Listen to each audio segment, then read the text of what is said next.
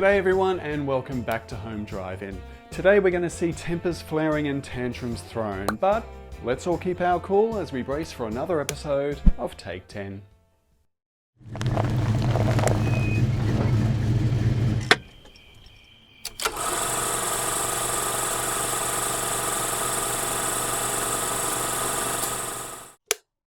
The trials that face our beloved horror film characters, be they hero, villain, or something in between, are undoubtedly going to bring out the worst in them at some point. Lucky for us viewers, however, it's often deliciously satisfying to watch another human being utterly lose their shit. Now, I took a chance when naming this video as some of my international friends may not be too familiar with Australian slang, but for those of you who clicked anyway, thank you, and allow me to brief you all on the term dummy spit.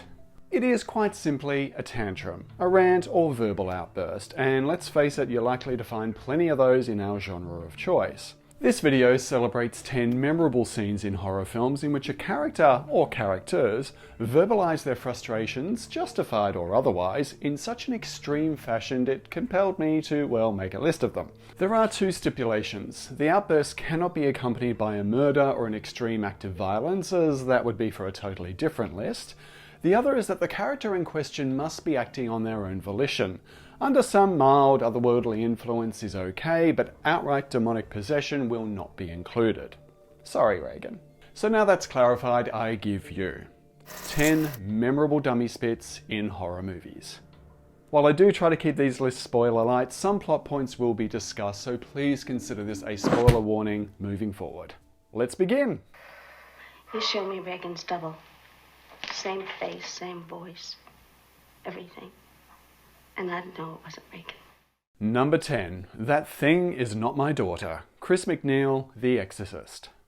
Yes, I said Linda Blair's Reagan MacNeil wouldn't make this list, but I didn't say anything about her mother Chris in this acclaimed adaptation of William Peter Blatty's terrifying novel. Actress Chris MacNeil seemingly has it all, with wealth, fame and dinner parties aplenty, until her 12-year-old daughter Reagan starts playing with a Ouija board where things turn grim very quickly. With her once innocent daughter starting to yell obscenities, spew green bile and do unthinkable things with crucifixes, sounds like a typical New Year's Eve at my place.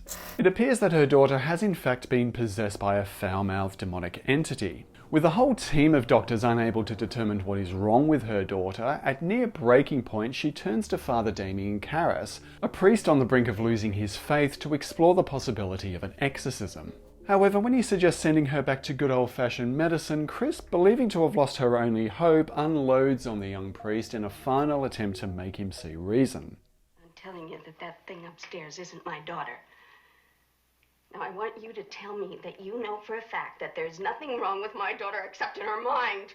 You tell me you know for a fact that an exorcism wouldn't do any good. You tell me that!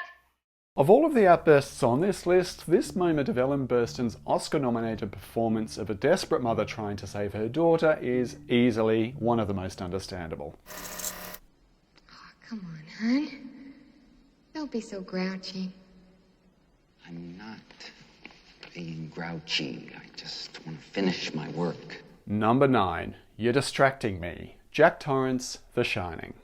Okay, you could pick any one of Jackie Boy's tantrums in this film, since Stanley Kubrick's masterpiece adaptation of Stephen King's novel is literally rife with them.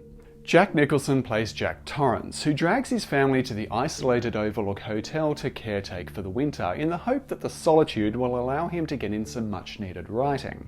Meanwhile, his son Danny, gifted with the titular Shining, has been having some psychic visions involving geysers of blood and creepy little girls, suggesting that not all is right at the Overlook. All the while, old Jack becomes increasingly detached, seemingly under the influence of whatever evil lies within the hotel walls. During one writing session, Jack's wife, played by Shelley Duvall, innocently comes in to check on him and realises that he appears to be suffering more than a little case of severe writer's block. Irritated at her very presence, Jack unloads the first of what would be many verbal outbursts to his long-suffering missus.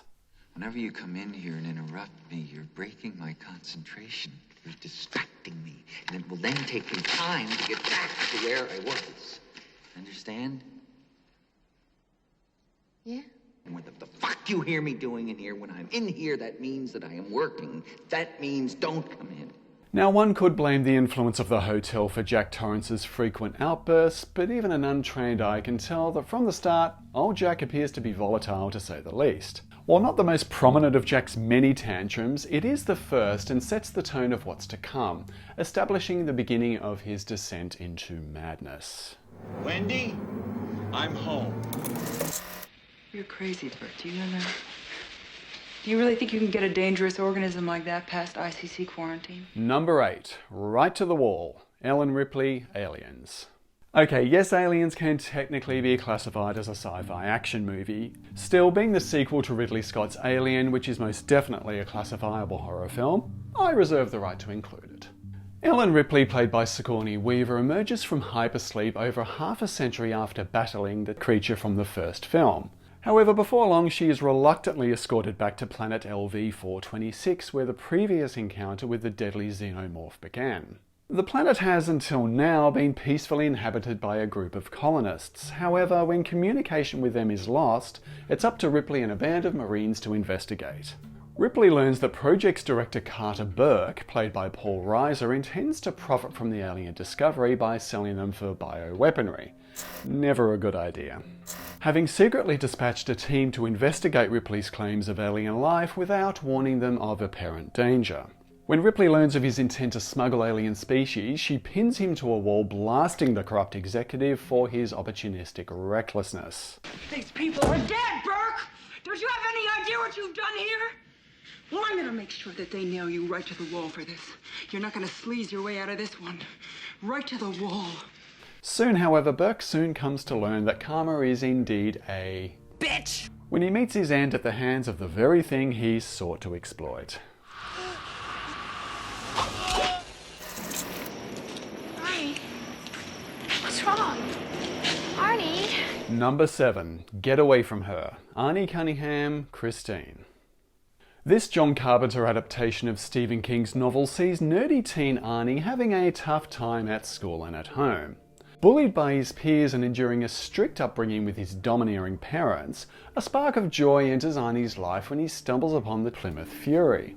Against the advice of his best friend Dennis, he purchases the rundown vehicle, where it soon becomes apparent that he and the seemingly sentient car are forming an unbreakable bond. Arnie's obsession with Christine does not go unnoticed by his peers, including his new girlfriend Lee, who begins to grow suspicious of Christine's true nature and her influence over him. When a gang of thugs demolishes his car in an act of revenge, Arnie laments as one may expect. However, when Lee attempts to console him, he explodes in an uncharacteristic outburst. Don't touch me, sinner! Oh, this is just me. Get away from her! Get away from her! Until this point, we had witnessed Arnie growing confidence and assertiveness. However, this frenzy happens so abruptly and heralds the actual descent of Arnie's obsession with his devilish vehicle. Start the engine! Where are you going? I'm gonna make a phone call. Number 6. You're certifiable, Quint. Chief Brody, Jaws. Yes, we all know Jaws. Steven Spielberg's classic monster movie sees Amity Island Police Chief Martin Brody finding his world in turmoil when a hungry great white shark turns his otherwise peaceful community into its very own surf and turf. When a local boy becomes the shark's latest victim, his mother places a bounty on it, raising the eyebrows of local fishermen, including the grizzled and slightly manic Quint. Brody, joined by oceanographer Hooper, charters Quint's boat and the three venture out to hunt down the 25-foot beast. Yet upon realising the full scale of the man-eater in one of cinema's most iconic ad-libs, You're gonna need a bigger boat. Brody becomes increasingly anxious with each encounter, finally prompting him to make a dash for the CB radio to call the Coast Guard. Unwilling to give up the hunt, and bounty for that matter, Quint takes to their only means of communication with a trusty baseball bat, to which Brody takes to Quint with a few choice words. That's great! That's just great! Now where the hell are we, huh? You're certifiable, Quint, you know that? You're certifiable! You're certifiable! Brody is ultimately proven right when Quint's beloved vessel is all but destroyed. However, I'm sure he never wished the ultimate fate of the colourful sea captain to culminate as it did. Yesterday I asked you what fucking river we were on! I'm gonna fucking stick your head in Get that this fucking fucking camera off! Give me the compass. Number 5. The map was useless. Heather, Josh and Mike, The Blair Witch Project.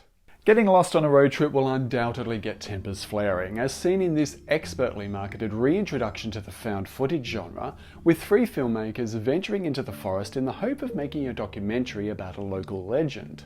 As they delve deeper into their filmmaking journey, and deeper into the woods, the trio find themselves plagued by a series of strange disturbances, assumed to be caused by the Blair Witch.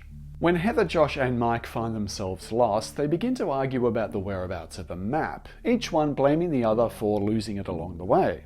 However, when sound engineer Mike confesses to throwing the map away, believing it to be useless, it heralds an explosive 3-way shouting match between the doomed campers. You've got to be kidding me. You have got to fucking be kidding me. I'm fucking gay. Get the fuck off me, man. What the fuck are you out of your fucking mind? I'm not out of my mind. Right. The map doesn't do a shit. Do you realize? Not to you, but I do what the fuck that map says. Sorry. If we get hurt or if we die out here, it's your fucking fault. Tempers flare in this scene to an absolute frenzy, and while one could declare that Heather certainly outscreams her male counterparts, this dummy spit is almost certainly a group effort. That was useless. This was your own. That was useless. You dirty bird. How could you? Number 4. You Dirty Bird. Annie Wilkes, Misery. What is it with Stephen King's characters having such a foul temper, considering this is the 3rd of his adaptations on this list? Having been pulled from a car wreck, acclaimed author Paul Sheldon finds himself bedridden at the snowed-in residence of nurse Annie Wilkes, his rescuer and, not so coincidentally, #1 fan. While nursing him back to health, Paul realises that Annie is obsessed with Misery Chastain, the main character in his popular series of romance novels. However, upon reading his latest book, she is less than impressed to discover that Paul has written her out of existence, killing off his popular character to pursue other writing projects. Yet if modern fan bases have indeed taught us anything, killing off the hero or heroine of a beloved piece of popular culture is in fact a big no-no, because the fans won't stand for it. Wow, Misery was really ahead of its time. Not surprisingly, Annie retorts at this reveal with some less than constructive feedback, accusing Paul of robbing her of seemingly one of the few things that gave her enjoyment in life. I don't want her dead. I want her. And you murdered her. No, I didn't. Who did? And while we could have picked any one of Annie's tantrums, this was the first time that Paul definitively knew that he was in it from his shattered feet to his eyeballs, at the hands of Kathy Bates' Oscar-winning performance as the queen of toxic fandom. You did it. You did it. You did it. You did it. You murdered my Misery. Annie! This is pure nonsense. Doesn't prove a thing. I thought you'd feel that way, Gary. You were the only one that could have got to that blood. We'll do you last. Number 3. Tied to this effing couch. Gary, The Thing. A cold winter is enough to put anyone in a bad mood. A colder winter in Antarctica is enough to make one frequently irritable. A freezing winter in Antarctica tied to a couch under suspicion of being a bloodthirsty extraterrestrial is enough to make one downright inconsolable. But that's just what Antarctic research team leader Gary is faced with when a shape-shifting alien infiltrates his group. The creature assimilates and kills off several of his crew before Gary himself winds up becoming suspected of being the Thing in disguise. Desperate to expose the creature, helicopter pilot McCready, played by Kurt Russell, samples the blood of the remaining crew members to reveal who among them is in fact infected. When the actual imposter winds up being another teammate, Gary is ultimately proven innocent, upon which he unleashes a rather blunt, if understandable, verbal assault on his team. I know you gentlemen have been through a lot. And when you find the time, I'd rather not spend the rest of this winter tied to this fucking couch! Having his authority stripped, accused of being a monster, yet ultimately having his innocence proven, I'm sure the typically headstrong Gary found this particular moment somewhat cathartic. How much room for a pool is there? We own all the land. We've already made arrangements for relocating the cemetery. Oh, come on. I mean, that's sacrilegious, isn't it? Number 2. You only move the headstones? Steve Freeling, Poltergeist. Realtor Steve Freeling has had a rough couple of weeks, with some pesky spirits invading his suburban home, winding up with the interdimensional kidnapping of his 5-year-old daughter Carol Ann. Naturally, the disturbances cause the devoted father to be off work for some time, as he and his family attempt to deal with the otherworldly abduction with the help of some parapsychologists. When Steve's boss pays him a visit to check in, he takes the opportunity to update him on a new real estate development that may just involve relocating a local cemetery, where Steve learns an uncomfortable truth. Besides, we've done it before. When? In 76. Right down there. Steve learns that the neighbourhood of Cuesta Verde that he helped establish, including his very own home, is in fact built over a local graveyard, where Steve quickly puts two and two together. At the film's conclusion, where the earth literally begins to spit out the understandably pissed off undead, Steve hurls a tirade of abuse at his cost-cutting employer. You son of a bitch, you moved the cemetery, but you left the bodies, didn't you? You son of a bitch, you left the bodies and you only moved the headstones! You only moved the headstones! Lie! Lie! The scene ends with the family escaping, the house imploding, the neighbourhood in shock, and Steve's former employer reflecting upon his choices.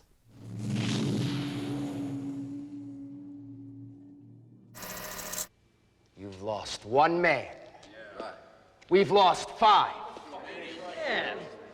Where does it say we gotta keep those dumb fucks next door to where we sleep? Number 1.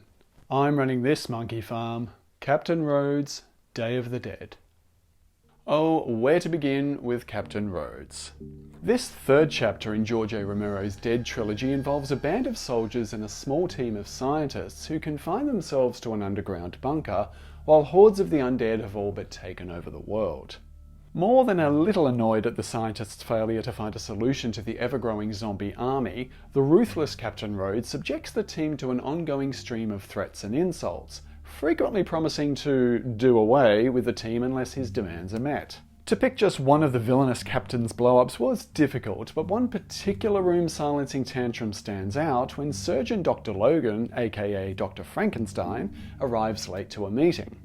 When Rhodes demands answers for his tardiness, Dr. Logan defiantly ignores the captain's questions and requests some long overdue rations, bringing the infuriated captain to absolute boiling point. Is there food? I'm running this monkey farm now, Frankenstein, and I want to know what the fuck you're doing with my time! While a blow-up from Rhodes, played by the late Joe Pilato, was certainly not unexpected, it's the deafening silence that follows this particular outburst that establishes this captain means business.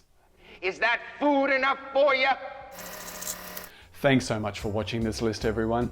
I understand there's probably a ton of examples of tempers flaring in horror films. These were just my picks, so if you've got any more that you want to share with me, feel free to leave me a comment. At the same time, if you want to like, share, subscribe and do all that stuff, you'll get no temper tantrums from me. I will be back in a couple of weeks with a new retrospective, but until then, be good to yourselves and each other. I'll see you next time.